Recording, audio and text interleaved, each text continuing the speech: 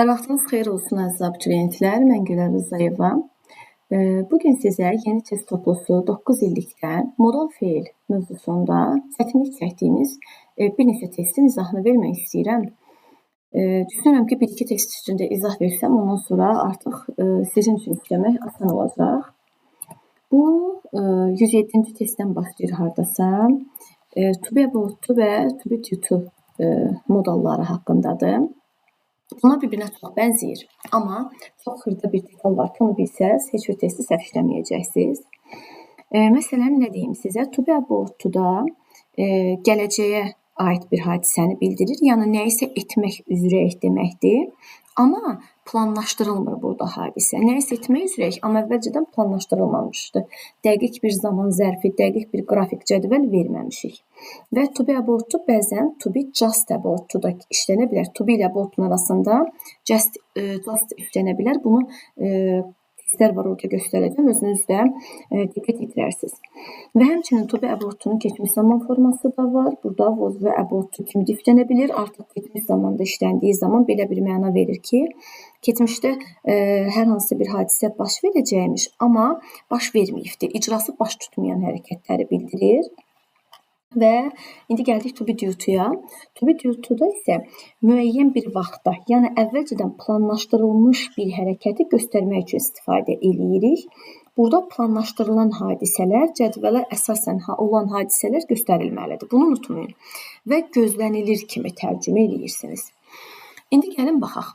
107-ci testdə biz birinci qrammatik cəhətdən səhvləri ataq. Baxın, is about to yoxdur. İstidat burada da to yoxdur. Was about to leave. Həm burada leave-i verib, həm də təzədən burada təkrar veribdir. Buna görə səhvdir. Həm də ümumiyyətlə keçmiş zamana ehtiyac yoxdur burada. Çünki burada əsasən nədir? Gələcək zamanın zaman zərfi var. In 5 minutes, 5 dəqiqəyə deyir, düzdürmü? Demək ki, gələcəkdə planlaşdırılmış bir hərəkətdir. İndi is due to-la is about to-nun arasında qalanda biz baxırıq ki, burada dəqiq zaman zərfi var. Gələcəyin zaman zərfi var. Dəqiq zaman zərfi olan yerdə to be about to götürməyəcəksiniz. Çünki onlar zaman zərflərindən yox, yəni due to zaman zərflərindən işlənəcəkdir. 108-ci testə baxırıq. Is going də to yoxdur. Will be able to olardı. Burada be yoxdur. Was about da to yoxdur.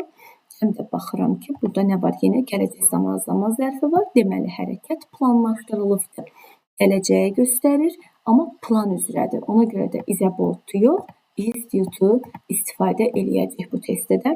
Düşünürəm ki, ən asan qayda sizdə budur ki, zaman zərflərinə əsasən təyin eləyəsiniz. 109-cu testdə də yenə baxırıq. Was about-un to-su yoxdur. Is going, bu to be going to-dur, yəni to-su yoxdur.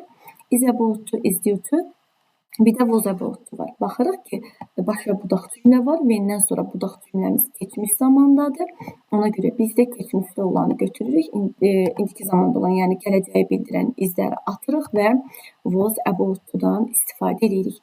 Həmçinin 110-cu testə baxsınız, görərsiniz ki, baxın, yenə keçmişi bildirir olmaz. Able-un to-su yoxdur, do-nun to-su yoxdur. Is due to-la is about to arasında qalanda baxırıq ki, burada zaman zərfi var. Zaman zərfi varsa is about to-nu yox, is due to-nu götürəcəksiniz. Düşünürəm ki, bundan sonrası artıq asandır. Baxın, məsələn 111-də də görürsünüz, zaman zərfi var, 112-də də zaman zərfi var. Amma məsələn gəlin 119-a baxaq və 119-da zaman zərfi yoxdur. Fikir verirsinizsə, baxın, zaman zərfi yoxdursa artıq is about-un to-su yoxdur, going-un to-su yoxdur, was about-da to istifadə olunmuyubdur. Is about-la is due to qalır və baxıram ki, dəqiq bir zaman zərfi yoxdur, yəni planlaşdırılmış gələcək yoxdur. Ona görə də is due to-nu yox, nəyi götürürəm? Is about-unu götürəcəm. Baxın, 120-də elədir. Baxıram ki, yemək hazırdır və yemək yeməyə hazırlaşırıq, düzdürmü? Yəni, burada da var. About-un to-su yoxdur, bunu atırıq və about-u keçmişdədir, ona görə atırıq. Are going-un to-su yoxdur. Due-to-la about-u arasında qalıram. Görürəm ki, dəqiq bir zaman zərfi yoxdur. Ona görə də due-to-nu yox, about-unu götürürəm. Düşünürəm ki, bu izahdan sonra testlər işləmək sizin üçün asan olacaq.